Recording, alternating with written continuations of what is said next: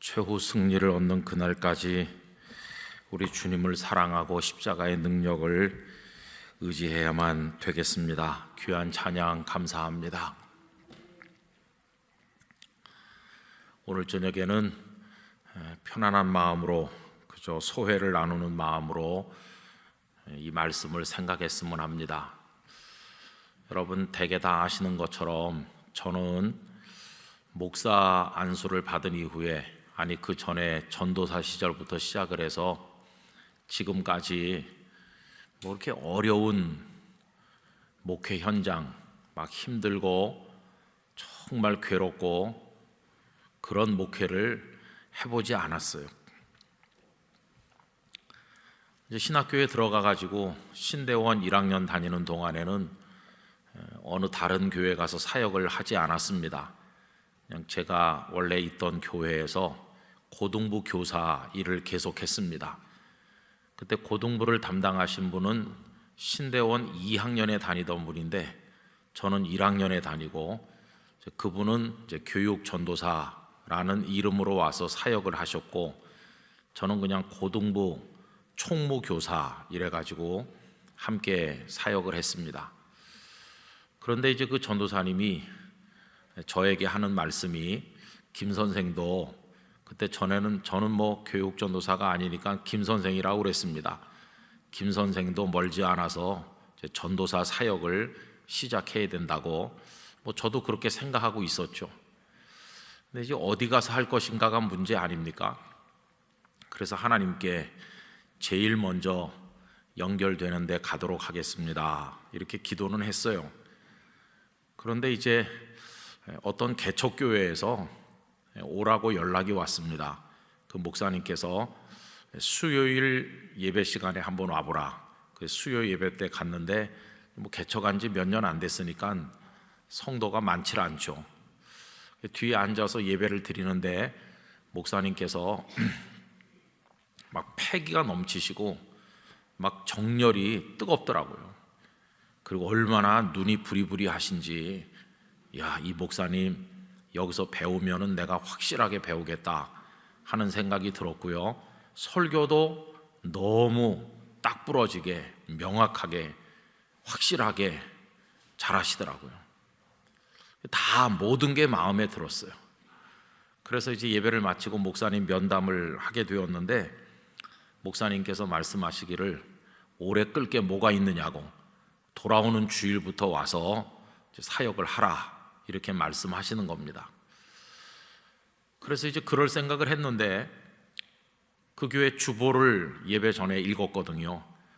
근데 주보를 보니까 개척교회이긴 하지만 교육전도사님이 한 분 이미 계셨습니다. 그래서 제가 여쭤봤죠. 목사님 참 외람된 말씀이지만은 아직 개척한 지 오래되지 않아서 교회 형편도 넉넉지도 않을 것 같고 성도들도 많지도 않으신 것 같은데 여기 전도사님이 한 분 계시는데 제가 또 와야 될 만큼 그렇게 교회 일이 많습니까? 이렇게 하니까 그 목사님께서 하시는 말씀이 그게 아니라는 거예요. 여기 지금 한 사람 이름이 올라있는 이분은 여러 가지로 좀 마음에 안 들어가지고 이제 내보낼 거라는 거예요. 한마디로 말하면 그분을 이제 내보내고 그리고 김 전도사를 이제 올게 하려고 한다. 그 순간부터 너무 마음이 불편했습니다. 왜냐하면 제가 그 교회에 간다는 것은 그분이 나가는 걸 뜻하는 거예요. 그런데 그분은 기숙사 건너편 방에 살면서 아침 저녁으로 만나고 밥도 같이 먹고 저보다 신대원 한 기수 선배고 저는 그분이 그 교회인지 몰랐거든요. 그래서 목사님께 죄송한 얘기지만 이분도 계시고 저도 있고 이렇게 할 수는 없습니까? 그러니까 그건 안 되겠다는 거예요. 그래서 제가 그 목사님께 그러면 이 시간에 제가 다음 주일부터 와서 여기서 일하겠다는 대답을 드릴 수가 없겠다고 가서 2, 3일 기도해보고 생각해보고 말씀을 다시 전해 올리겠습니다. 이렇게 하니까 왜 그러냐고 물어보시는 거예요. 근데 여러분 이제 신학교에 들어가 가지고 첫 사역지를 이제 가는 거 아니에요? 얼마나 저로서는 이게 첫 단추를 꿰는 것 같이 중요한 일입니까? 그런데 첫 출발을 선배님을 몰아내는 것 같이, 쫓아내는 것 같이 하고 제가 간다는 게 이게 마음이 편하겠어요. 그래서 가서 한 2, 3일 생각을 해보니까 이건 아닌 것 같다, 그런 결론에 도달했어요. 그래가지고는 죄송하지만 그런 조건 하에서 제가 갈 수는 없겠습니다. 평생 제 마음속에 짐이 될 것 같아서 저 그렇게 시작하고 싶진 않습니다. 이래서 그 교회에 가지 않았습니다. 근데 만약 제가 그 교회를 갔으면 개척교회 그 어려운 형편, 그걸 좀 겪어봤을 텐데 그런 경험을 하지 못했어요. 이제 그리고 조금 더 시간을 보내는데 어떤 교회에서 저를 이제 오라고 말씀하셔서 가게 됐어요. 근데 그 교회는 그래도 성도가 한 600여 명 출석하는 교회였으니까 그래도 서울에서 뭐 대형 교회는 아니지만은 제법 갖출 건 다 갖춘 안정된 교회였습니다. 목사님께서도 훌륭하시고 모든 게 다 이렇게 아주 차분한 교회였어요. 근데 거기서 이제 교육전도사, 전임전도사, 그리고 총각 딱지도 못된 상태에서 안수를 받아가지고 부목사, 그래가지고 있다가 이제 하나님이 긍휼히 여기셔서 어떤 여자를 만났고, 그래서 이제 장가를 들었고, 두 번째 애를 낳기 채 전이죠. 배가 이렇게 만삭이 됐을 때 이제 부산에 있는 그 교회에서 저를 오라고 해가지고 정말 이른 나이에 그 교회를 갔죠. 그러니까 여기 교육전도사, 전임전도사, 부목사 하던 그 교회가 몇백 명 모이는 교회니까 뭐 저에게 신수비를 주지 못한다든지 뭐 굉장히 어렵다든지 그런 일은 없었어요. 또 교회가 평안했어요. 그래서 막 다투고 갈등하는 거, 그런 것도 별로 본 적이 없고, 성도들도 잘해 주시고 목사님도 많이 가르쳐 주시고 모든 게 그냥 너무 편안했어요.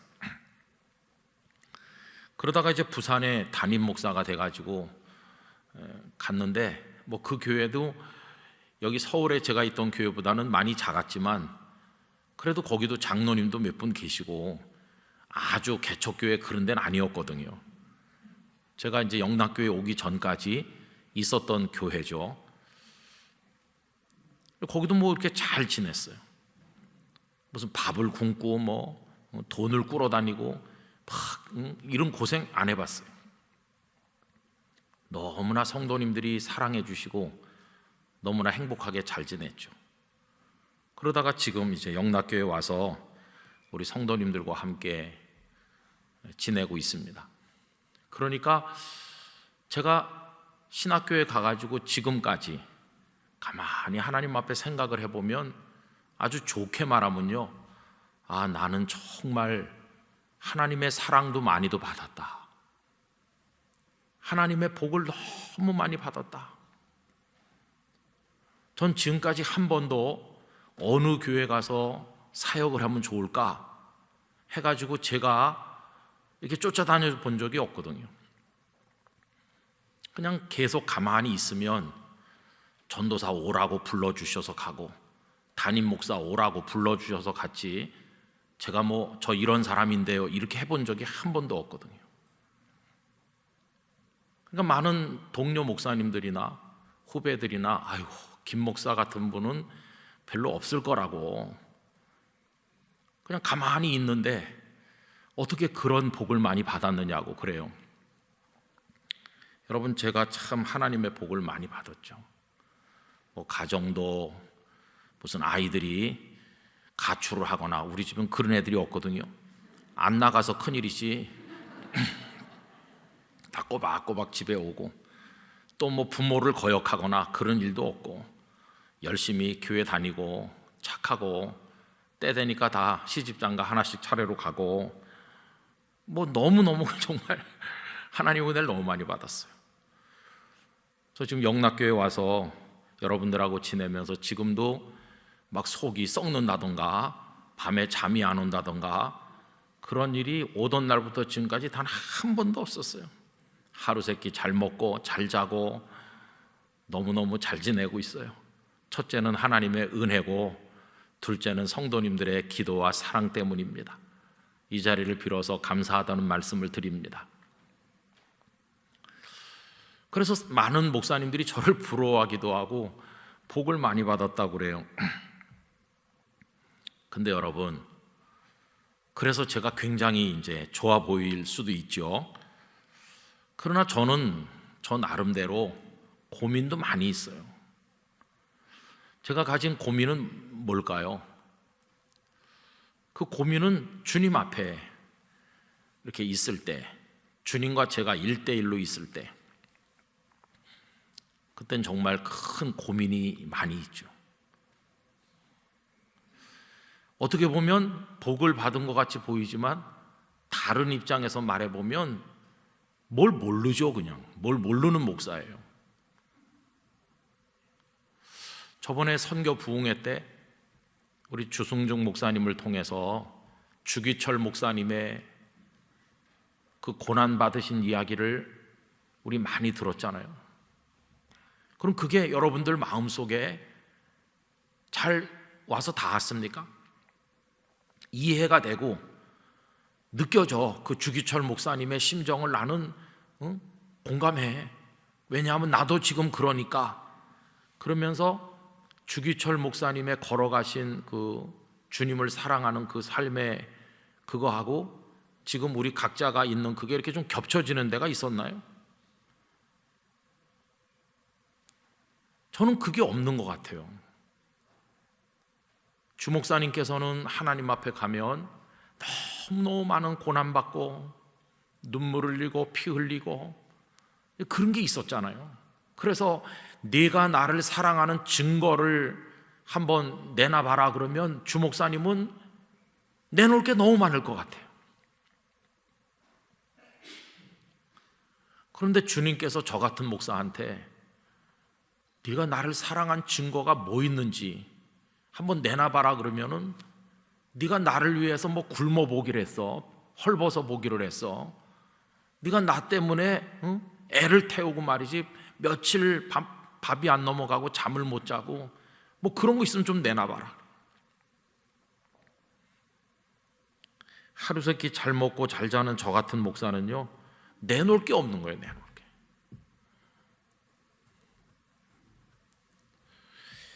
어떤 분들은 제가 복을 많이 받았다고 하지만 주님 앞에 가서 가만히 있으면은 정말 나는 뭐 내놓을 게 없구나. 그게 저에게는 고통이고 참 어려운 숙제입니다. 그래서 고생하시는 목사님들이 그렇게 고생하면서 선교하고 그렇게 어려운 농어촌 교회를 지키면서 정말 온 가족이 너무너무 고생하면서 거기서 싸워나가는 믿음의 싸움, 그걸 김 목사 네가 아냐? 전 잘 모릅니다. 전도사 때부터 그런 교회에서 일해보지 않았으니까요. 맨 처음에 갔던 그 개척교회 가서 일했으면 글쎄요 조금 알 수 있었을지 모르겠는데요, 그런 교회를 가서 일해본 적이 없거든요. 그래서 그분들의 애환을 뭐 전혀 모른다고 말하는 게 맞겠죠. 그래서 부산에 있을 때는 1년에 한두 번 아내와 함께 교회에서 수요 예배를 드리지 않고 다른 교역자님께 부탁을 드리고 그냥 운전해가지고 아무데나 가곤 했어요. 부산 시내를 벗어나서 저 경상남도 외곽으로 이렇게 쭉 가다 보면 이제 해가 좀 질 무렵 가까운데 예배당이 보일 거 아닙니까? 그러니 아무데나 이렇게 들어가요. 그날 저녁은 참 생소하면서도 감동적인, 저에게는 큰 은혜의 수련회가 되는 밤이죠. 우선 낯선 교회에 처음 가보는 경험, 그걸 해보는 거죠. 그걸 하면서 뭘 느끼느냐 하면 내가 목회하는 교회 어떤 사람이 처음 왔을 때 안 믿는 사람이든지 먼 데서 이사 온 사람이든지 어쨌든 이 교회 처음 발을 들여놓을 때 쭈뼛거리고 두리번거리면서 낯설어하는 그 느낌이 이런 거겠구나. 이걸 제가 이제 한번 경험해 보는 거죠. 가서 두리번거리면 안에서 누가 나오셔서 어서 들어오세요 그러는 게 아니라 어디서 오셨어요 이렇게 물어봐요. 저희 둘 다 이제 성경책 들고 이렇게 가면 새신자라는 느낌이 안 들고 오래 믿은 게 벌써 이렇게 드러나잖아요. 목사인 걸 알아보지 못하겠지만 어디서 왔냐고 그래요. 어디서 왔냐고. 들어오라고 해야 될 것 같은데 어디서 왔는지 알아본 다음에 들어오라고 하든지 아닌지. 그래서 제가 저 부산의 어느 교회 목사입니다 이럴 수가 없잖아요. 그냥 지나가다가 시간이 돼서 예배 드리러 왔어요 이렇게 하면은 그러면 들어오라고 그래요. 들어가 보면 성도가 꽉 차게 앉아 있습니까? 그 농촌의 시골 교회에 사람 몇 명 있겠어요? 듬성듬성 몇 분 계시죠? 언젠가는 10명도 안 되는 그런 교회에 갔던 기억이 납니다. 저희 두 사람이 간 건 그날 저녁에 그 교회는 굉장한 일이 벌어진 거예요. 두 사람이 더 와서 앉아 있으니까요.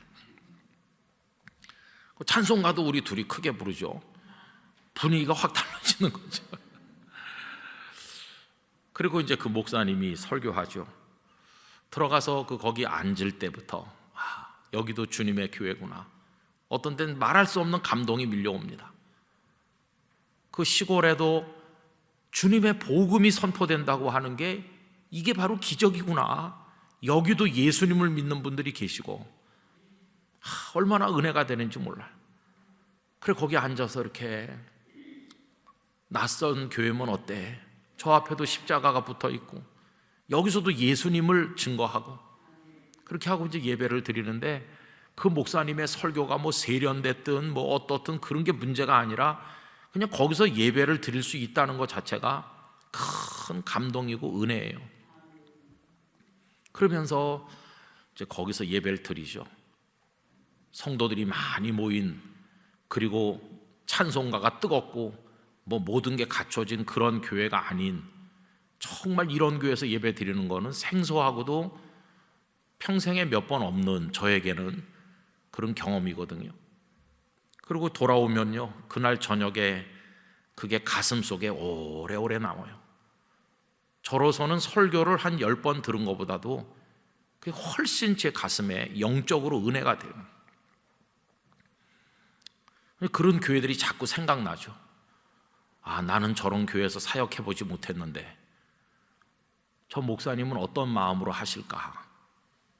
아마 저 목사님이 한 5시쯤부터 나와서 교회 안을 정돈해놓고, 그리고 문도 다 열어놓고, 난방이 필요하면 난방도 해놓고 이렇게 준비를 해놓으시고, 그리고는 주보도 다 가지런히 추려서 옆에다 놓고, 아마 목사님이 준비 다 해놨을 거다.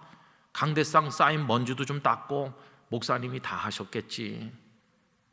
성경 찬송도 가지런히 이렇게 놓고, 그리고는 강단 앞에 나가서 성도들이 오기를 기다리면서 그 목사님이 기도하셨겠구나. 그러다가 1명, 2명, 3명, 4명 와서 군데군데 텅 빈 예배당 안에 몇 사람 왔는데, 오늘만 그런 게 아니라 지난주에도 그랬을 거고 그저 앞에도 그랬을 거고, 저분이 여기서 몇 년째 목회하시는지 모르지만 그 교회 부임하던 그날부터 지금까지 늘 이랬을 텐데, 또 앞으로도 뭐 갑자기 성도가 늘어나서 그 예배당을 가득 채울 희망은 없는 농촌 지역이니까 앞으로도 그 다음에도 그럴 텐데, 저 목사님은 여기서 어떻게 하고 계실까? 그런 걸 저는 경험해 보지 못해서 잘 몰라요. 어떻게 사람도 없는 수요 예배 문을 열고 설교를 준비해 가지고 하시는지, 그 심정이 어떤 것인지를 잘 모르죠.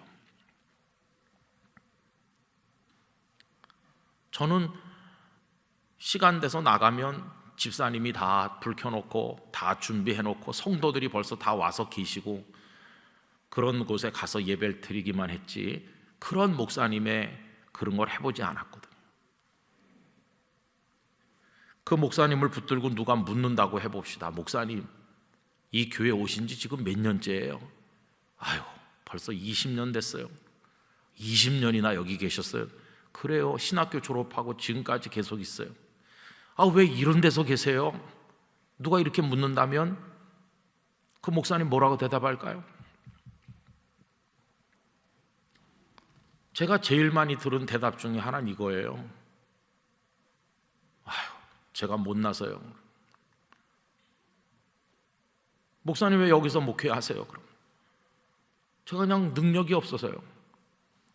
제가 뭐 배운 게 있습니까? 뭐 할 줄 아는 게 있습니까? 제가 능력이 없고 그래서 오라는 데도 없고요. 그래서 그냥 여기서 하다 보니까 20년 했어요. 그런 식의 대답을 여러 번 들었어요. 근데 여러분, 그 목사님이 그렇게 대답을 할 때 그 대답을 들으시는 예수님의 마음은 어떠실까요? 누가 예수님께 그거 왜 십자가에 매달려 있느냐고, 그거 왜 그 아픈데 못 박혀가지고 그렇게 있느냐고 이렇게 물으면 예수님 뭐라고 할까요? 내가 못나서, 능력이 없어서, 내가 그냥 힘이 없어가지고 여기 지금 끌려와서 매달려 있다, 그렇게 대답하실까요? 여러분, 아닙니다. 예수님께서는 그렇게 대답하지 않으십니다. 예수님께서는 얼마든지 그 십자가 그런 거 던져버리고 앉으실 수 있죠. 전능하시잖아요. 근데 왜 거기 매달려 계신가요? 못나고 힘이 없어서 여기 매달려 있다, 이렇게 대답하실 예수님이 아니시죠. 예수님의 대답이 뭘까요? 예수님의 대답은 내가 저들을 너무 사랑하기 때문이라고, 그들을 너무 사랑하기 때문에 내가 저들을 죄로부터 구원하기 위해서 내가 여기 있다. 예수님의 대답의 핵심은 딱 하나죠. 우리를 사랑하시기 때문이죠. 그게 복음 아닙니까? 그죠? 그러면 그 목사님께 왜 여기 계셔요? 이렇게 물었을 때 오라는 데도 없고 못나고 능력이 없어서요, 이게 정답이 아니죠. 정답은 뭐가 돼야 될까요? 주님이 저를 보내셨거든요, 이리로. 그리고 저는 주님을 너무 사랑하거든요. 내가 사랑하는 주님이 나를 이리로 보내셨기 때문에 내가 지금 여기 있는 거거든요. 여기 20년 아니라 200년을 있으라고 그래도 저 예수님을 사랑하기 때문에 후회 없어요. 이렇게 대답하는 게 그게 정답이죠, 그죠? 근데 문제는 뭐냐 하면 정답을 머리로는 알고 있는데 가슴으로는 그 정답을 하기가 어렵다는 게 그게 문제예요.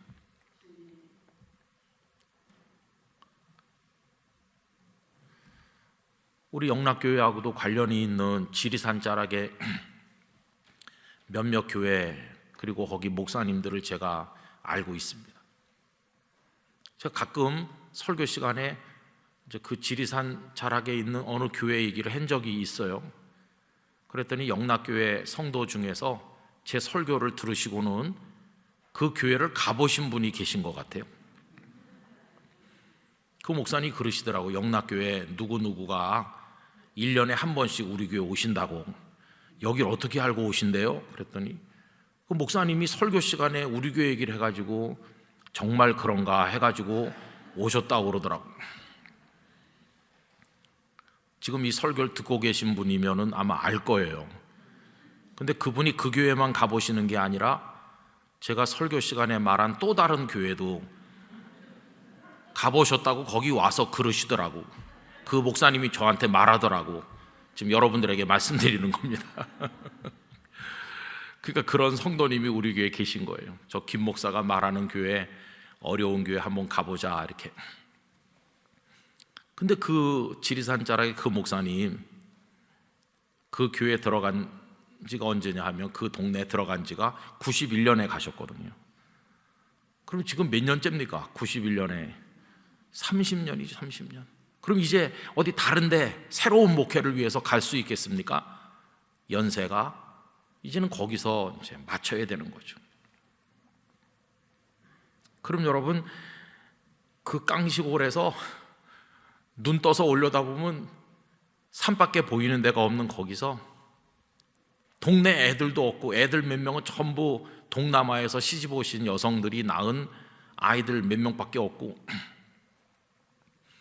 거기서 어떻게 해서든지 교회 학교를 해보려고 그 애들을 데려다가 이렇게 하고, 그렇게 애를 쓰면서 교회 재정이 자립이 안 되니까 이 목사님 네 분이 제일 젊고, 그 다음으로 젊은 분이 몇 살이냐고 그랬더니 69세래요. 그 다음으로 젊은 분이 69세. 그거 다 80, 90 되신 그런 분들 몇 분 계신 교회에 30년 지금 계신 거예요. 근데 제가 그 골짜기에 있는 그런 교회를 사랑하고 그 목사님들을 마음으로 정말 귀하게 여기는 이유가 있습니다. 그분들을 가끔 만나면요, 내가 못나서 능력이 없어서 여기 있다고 하는 기색이 얼굴에 요만큼도 없다는 거예요. 도시에서 규모가 있는 교회 목사님들보다 훨씬 더 영적으로 건강하고 행복해 보이신다는 거예요. 그게 뭘 대답하는 겁니까? 마지못해서 지금 내가 여기 있다, 이게 아니거든요. 하나님께서 나를 이 골짜기에 보내셨고, 내가 예수님을 사랑하기 때문에 나 지금 여기 있는 겁니다.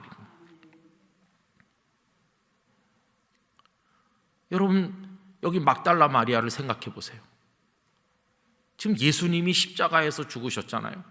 무슨 병원에서 시설이 잘 된 방에서 의사와 간호사들이 지켜보는 가운데 주무시듯이 조용히 가신 게 아닙니다. 막 피가 튀고 살이 찢기는 십자가의 고통에서 몸부림치시다가 너무도 처절하게 예수님이 돌아가시는 거 봤고, 아리마대 사람 요셉이랑 니고데모가 와서 장례 지내는 거 다 보고, 그리고는 얼마나 살벌한 것입니까, 십자가가. 그리고 안식일이 돼가지고 얼마나 마음 졸였겠어요. 잠을 잤겠어요? 뭘 먹었겠어요? 그리고는 안식 후 첫날 새벽, 아직도 이른 어두운 시간에 쫓아가는 거예요, 무덤으로. 무슨 소풍 가는 것처럼 밝은 낮에 많은 사람과 함께 맛있는 음식 가지고 가는 게 아니라 그 새벽에 여성의 몸으로 그 군인들이 지키고 있을 살벌한 무덤가에 혼자 간다는 게 그게 쉽겠습니까? 다른 복음서에는 다른 여성들도 같이 간 걸로 되어 있지만, 여기 요한복음은 다른 여성들 언급하기보다는 막달라 마리아 중심으로 되어 있거든요. 여러분, 여성에게 그 새벽에 무덤에 가라 이렇게 말하면 다 두렵고 떨려서 누가 가겠습니까? 심지어는 예수님을 사랑한다고 그렇게 말하던 제자들, 그 건장한 남성들인 제자들조차도 가만히 있는 판인데, 이 연약한 한 여성으로 하여금 그 무덤가를 두려워하지 않고 그 꼭두 새벽에 아직도 어두울 때 가게 하는 힘은 어디서 온 힘일까요? 딱 하나입니다. 마리아가 예수님을 너무너무 사랑했거든요. 사랑은 두려움을 이기게 하는 것입니다. 사랑은 이것저것 계산하지 않게 만드는 것이죠. 예수님을 너무 사랑하니까 거기 뭐 군인들이 지키고 있든 뭐 무섭든 이런 거 다 생각이 나지 않았어요. 그저 예수님이 십자가에서 죽으시고 그 죽은 시신이 계신 곳이라도 난 그래도 예수님이 좋아. 얼마나 그 사랑이 절절합니까? 오늘 말씀 제목 그대로 마리아를 거기 가게 하는 힘은 어떤 힘이었나요? 사랑의 힘이었어요. 사랑의. 예수님께서 십자가에 매달려 계신 것도 사랑 때문이었고, 막달라 마리아가 거기 간 것도 사랑 때문이었어요.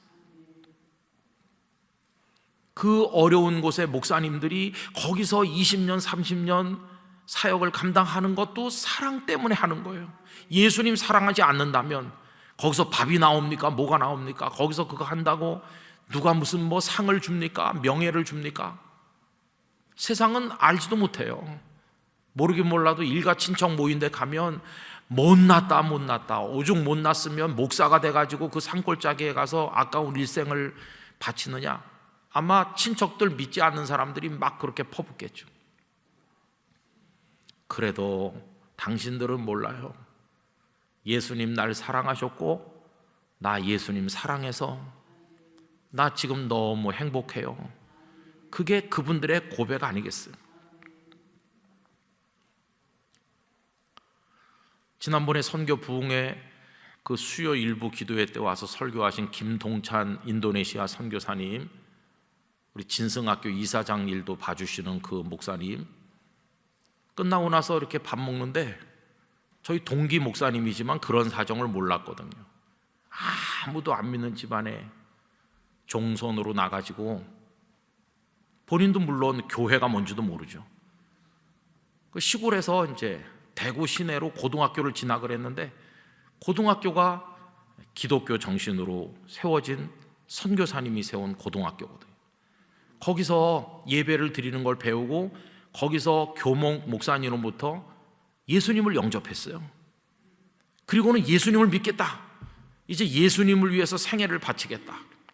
집에 가가지고 나 고등학교 졸업하면 다른 일반 대학 안 가고 신과 대학을 가겠습니다. 그러니까 아버지가 등록금이고 뭐고 다 끊었대요. 그런 고통을 겪으면서 신학교를 다녔고 그리고 목사가 되셔서 저 인도네시아 거기 가서 30년이 넘게 계신 거예요. 여러분 무엇 때문입니까? 무슨 돈이 나옵니까? 무슨 명예가 나오나요? 딱 하나죠, 딱 하나. 예수님 날 사랑해서 십자가 지셨으니 날 구원하셨으니 주님 나도 주님 사랑합니다. 그 사랑의 힘이 인도네시아로 가게 했고 지금까지도 거기 사역하시도록 만드는 것이에요. 사랑의 힘 아니었으면 해낼 수 없는 것이죠. 얼마나 놀라운지 말할 수 없습니다. 결국은 사랑이 그렇게 만드는 것이에요. 그래서 여러분 제게는 큰 숙제가 있어요. 아까 서두에 말씀드린 것처럼 저는 그런 오지 선교지에 간 적도 없고 농촌에서 어려운 목회를 해보지도 않았고 개척교회를 한 것도 아니고 하나님께서 네가 나를 사랑하는 증거를 내놔봐라 그러면 난 뭘 내놓을 수 있을까? 참 부끄러운 목사인데 그래서 그런 어려운 목사님들을 종종 뵙길 원하고 그분들을 만나면 영적으로 이렇게 제 가슴 속에 느끼는 게 너무 많아요. 아, 훌륭한 분들이시다. 그리고 이제 제게 주어진 숙제가 뭘까요? 저도 뭐 증거를 내보여야 되는 거죠. 주님 앞에 주님을 사랑하고 있다는 증거를 뭐 좀 보여야 되는 거, 그게 이제 숙제죠. 그래서 이제 다 집어치우고 선교지로 가야 되는 건가? 무슨 뭐 개척교회를 시작해야 되는 거, 그런 얘기는 아니겠지만은 저의 기도는 이겁니다. 주님, 매일 하는 일을 반복적으로 계속 하더라도 사랑 때문에 하게 해주세요. 그렇게 기도하는 거죠. 변변치 않은 설교지만 매주 하는데 이 설교를 왜 하냐? 그냥 목사니까 뭐 안 할 수 없으니까 하는 거고, 뭐 잘하면 뭐 잘한다고 칭찬해주면 좋은 거니까 하는 거고, 그런 게 아니라 설교를 묵상하고 준비하고 성도님들에게 나누는 그 모든 순간의 밑바닥에 너 왜 지금 이거 하고 있냐 이렇게 물어보면은 예수님을 사랑하기 때문에 하고 있습니다. 이렇게 대답할 수 있게 해주세요. 그게 이제 저의 기도인 것이죠. 예수님께서 야, 내가 영락교회 성도들에게 하고 싶은 말이 있는데 네가 좀 대신해라. 뭐라고 할까요? 너 내 맘 알잖아. 예, 알았습니다. 예수님께서 직접 하시는 것만큼 못하겠지만은 제가 정성껏 그래도 좀 쉽게 잘 하실 수 있도록 제가 한번 해보겠습니다. 잘 못해도 야단치지 말아주세요.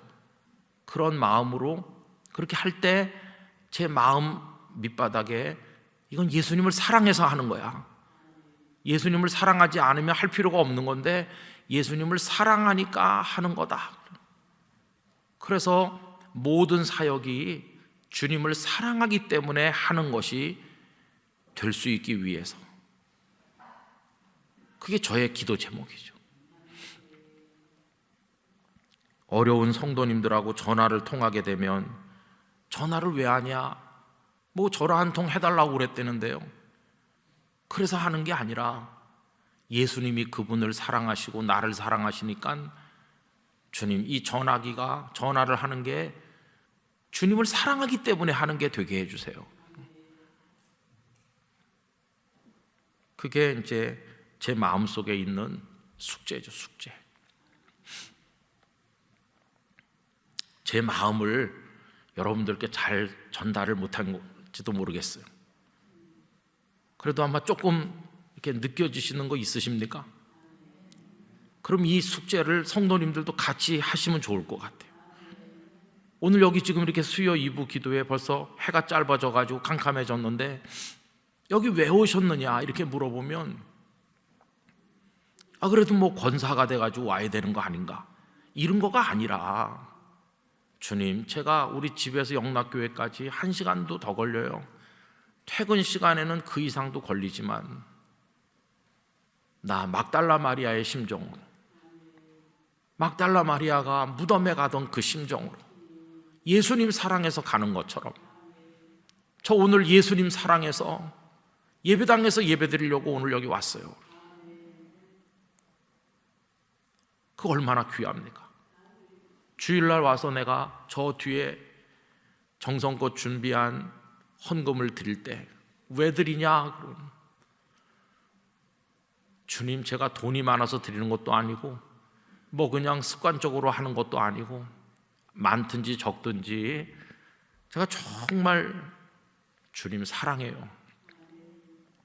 그래서 이거 돈이 아니고 사랑입니다. 사랑.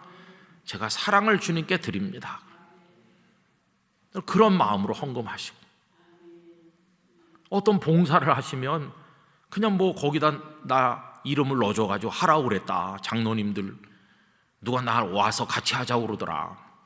그래서 그냥 하는 게 아니라 별거 아닌 봉사와 섬김을 하는 것처럼 보여도 주님, 이게 저의 사랑 표현입니다.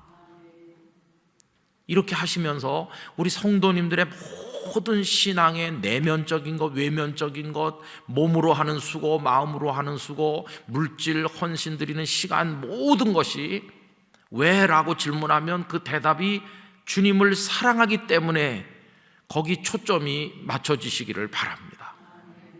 그게 아니면 다 가짜인 거예요. 그게 아니면 아무리 뭐 대단한 학자고 목사고 대단한 명성을 가진 장로님, 권사님, 집사님이라 할지라도 사랑 없이 하는 건 다 소용없는 것이에요.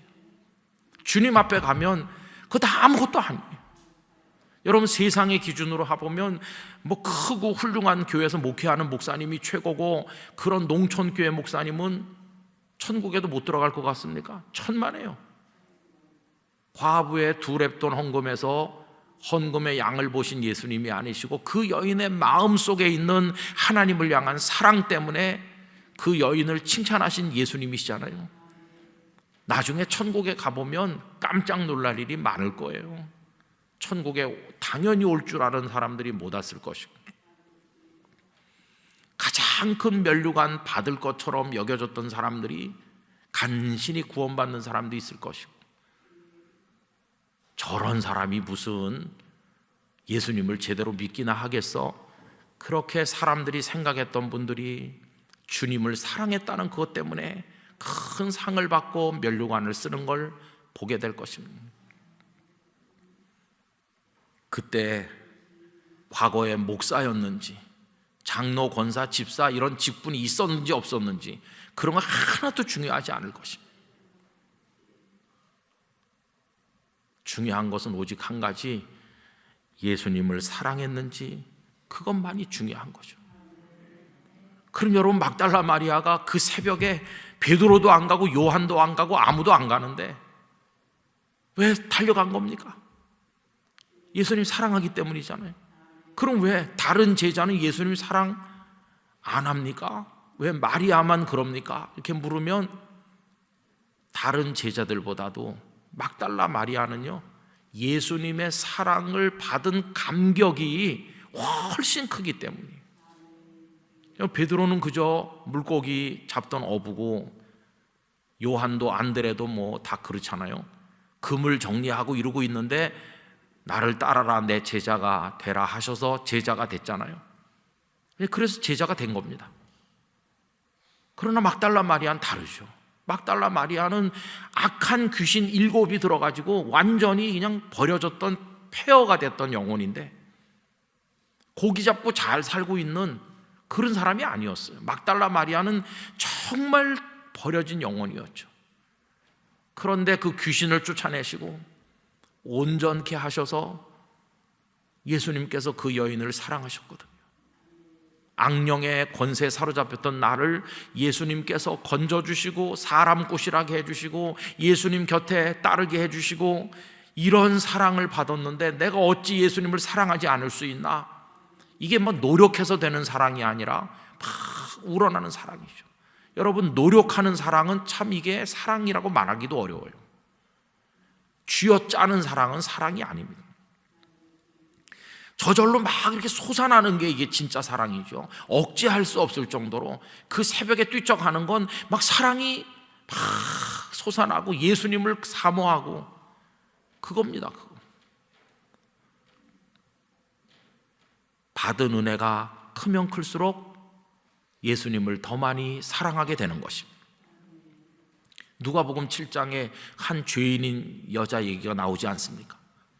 바리새인 시몬이 예수님을 자기 집으로 초청했는데 초청은 해놓고도 환영하지도 않고 발 씻을, 손 씻을 물도 드리지도 않고 예수님을 그저 하대하듯 하고, 그런데 죄인인 한 여자가 와서 예수님 앞에 엎드려서 눈물을 흘리고 머리털을 발을 씻고 이러는 걸 보고 마음속으로 예수님을 경멸했잖아요. 저가 진짜 선지자라면 저 여자가 얼마나 더러운 여자인지 알 텐데, 더러운 여자가 발에 손을 대면은 당장 저리 가라 이렇게 해야 되는데, 저 예수는 가만히 있네. 저 여자가 얼마나 더러운 여잔지 모르나 보지. 그것도 모르는 걸 보니 진짜 선지자가 아닌가 보네. 이렇게 예수님을 속으로 무시했죠. 그때 예수님께서 하신 비유가 있잖아요. 결론이 뭡니까? 많이 사함받은 사람이 많이 사랑하느니라. 너는 죄인이라는 생각을 안 하고 있으니까 죄 씻음 받은 감동이 없고, 바리새인 시몬은 뻣뻣한 거죠. 내가 뭐 그렇게 죄인인가? 그런 사람일수록 구원의 감격이 없죠. 그러나 이 여자는 주님 나는 죄인입니다 이러니까 구원받은 감격이 너무너무 커서, 그러니 뭐 머리털로 예수님의 발을 씻겨도 하나도 아깝지도 부끄럽지도 않은 거죠. 사함을 받은 게 많은 사람이 많이 사랑하는 것이에요. 막달라 마리아의 가슴 속에는 예수님의 사랑받은 은혜가 너무너무 사무쳐가지고 그 새벽에 쫓아가는 거예요.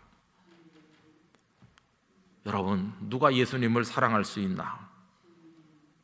주님의 은혜를 많이 받은 사람일수록, 그것이 가슴 속에 감격으로 살아남아 있는 사람일수록 예수님을 더 많이, 더 진실하게, 더 순수하게 사랑할 수 있는 것입니다. 영락교회를 오늘까지 지탱해 나온 많은 아름다운 이야기들이 있는데, 겉으로 보이는 어떤 조직과 제도가 있죠.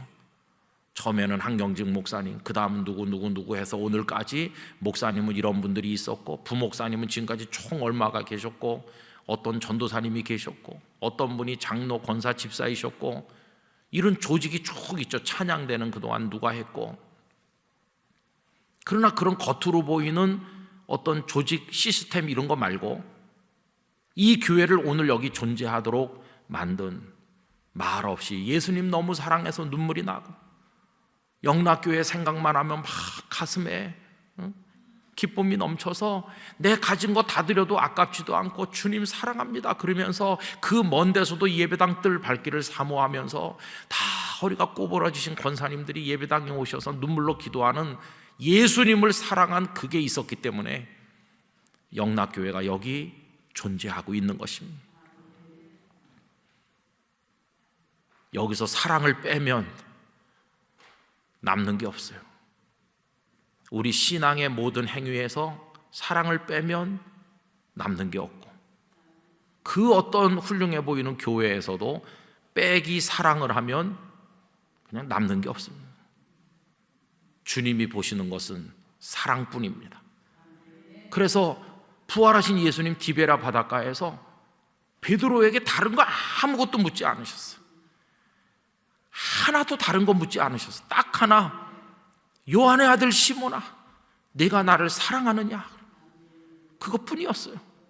네가 정말 나를 사랑한다면 다른 거 다 못났어도 부족했어 괜찮아, 네가 나를 사랑하느냐? 그거 하나지 않습니까? 여러분, 앞으로 우리가 얼마나 이 땅에 더 살고 어떤 사명을 감당하게 될지 모르지만 모든 신앙의 행위를 사랑 때문에 하게 되기를 원합니다. 주님을 사랑하기 때문에 예배하고, 주님을 사랑하니까 찬송하고, 주님을 사랑하니까 헌신하고, 사랑하니까 전도하고, 사랑하니까 내가 장로도 되고 권사도 집사도 돼서 봉사하는 거고, 뭐 내 이름을 내고 내 드러내고 과시하려는 거 아니고, 나 사랑하기 때문에 목회도 하고, 사랑하기 때문에 눈물도 흘린다. 한국교회 현실을 두고 내가 가슴 아파하는 거 예수님을 사랑하기 때문이다. 선교사님을 조금씩이라도 돕고 기도하는 거 내가 예수님을 사랑하는 마음으로 하는 거다. 여러분, 그 전부 그거여야 됩니다. 교회 학교 교사를 하시든 뭘 하시든 우리가 다 예수님을 사랑하면요, 우리 사이에 허물이 있을 수가 없어요. 나 예수님 사랑해서 영락교회 성도로 있어요. 아, 저도 그런데요. 아, 그러세요? 당신도 예수님을 사랑하세요? 아, 그러면요. 아, 그럼 우리가 동지네요. 예수님을 사랑하는 뜻이 같으니 동지가 아닙니까? 사랑의 일치가 이루어지는 거죠. 우리 예수님을 기쁘시게 해드립시다. 이 두 사람이 서로 입맛이 다르고 취향이 달라도 예수님 사랑하기 위해서, 어떤 때는 좀 싸워요. 싸우다가 깜짝 놀라서 그만 싸우지. 이걸 예수님이 좋아하지 않으실 텐데, 그러면 싸우다가도 끌어안아주죠. 그런데 왜 끝까지 싸울까요? 예수님을 사랑 안 하고 나를 사랑하니까, 내 자존심 세워야 되겠고 그러니까 막 죽어라 이러는 거죠.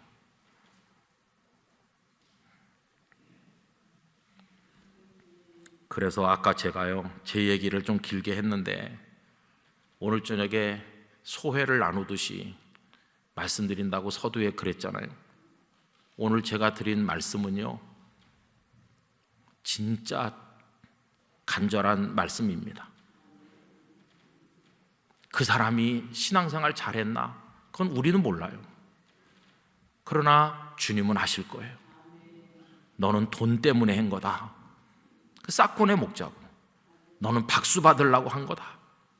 너는 사람들이 너한테 이렇게 칭찬해 주니까 하는구나. 그런 거 다 너무나 쓰레기 같은 것들입니다.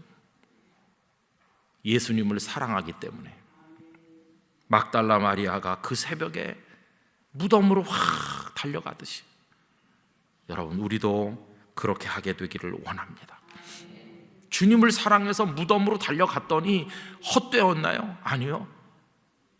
빈 무덤을 제일 먼저 본 것도 막달라 마리아고, 부활하신 예수님을 제일 먼저 만난 것도 막달라 마리아였어요. 뭐 베드로, 야고보, 요한 이런 제자가 아니었어요. 주님을 사랑하는 사람이 주님의 사랑을 먼저 받는 겁니다. 그게 마리아를 통해서 다 드러나는 거죠. 세월이 많이 지나면서 한국교회도 너무 이렇게 경화돼서 화석화돼서 껍질만 고드란히 남고 예수님을 사랑하는 알맹이가 다 이렇게 말라버렸어요. 그래서 많은 성도들 속에 사랑이 없어요.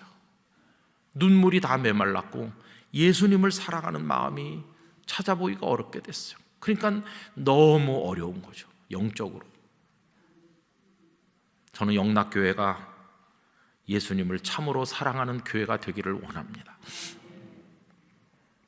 어떤 교회가 진짜고 어떤 교회가 큰 교회냐 그러면요, 예수님을 참 사랑하는 교회가 진짜고 예수님을 가장 크게 사랑하는 교회가 큰 교회인 것이. 오늘 저녁에 이 말씀을 나누는 모든 성도들의 가슴에 주님의 사랑이, 사랑받는 행복이 넘치시고 이제는 그 사랑 받았으니 나도 주님 사랑합니다 그러면서 그 사랑의 마음으로 우리 열심히 믿음 생활 하게 되기를 원합니다. 그래서 주님 사모하고 살고, 여러분 그렇게 하시면 나중에 주님께서 네가 날 사랑하는 증거를 내놔봐, 그러면 다른 분들처럼 많이 내놓지 못할지라도, 주기철 목사님 같이 많이 내놓지 못해도 요만큼이라도 예수님 사랑한 증거가 있어야 될 거 아니겠어요? 우리가 그런 모습으로 주님을 사랑하게 되기를 간절히 기원합니다. 기도하겠습니다. 아버지 하나님, 막달라 마리아가 그 새벽 어두울 때 무덤으로 달려간 것은 다른 이유 하나도 없고 오직 예수님을 사랑하는 마음 때문이었음을 깨달으면서 저희들이 오늘 하고 있는 신앙의 모든 것들 속에 예수님 향한 사랑이 있는가 생각해 봅니다. 예수님은 다른 이유 하나도 없이 저희를 사랑하시기 때문에 십자가를 지셨는데, 주님, 저희도 주님을 사랑하기 때문에 하게 하여 주시옵소서. 이 사랑이 영락교회를 사로잡게 해주시고 모든 성도들이 사랑에 의해 이끌림을 받도록 인도하여 주시옵소서. 예수님의 이름으로 간절히 기도드리옵나이다. 아멘.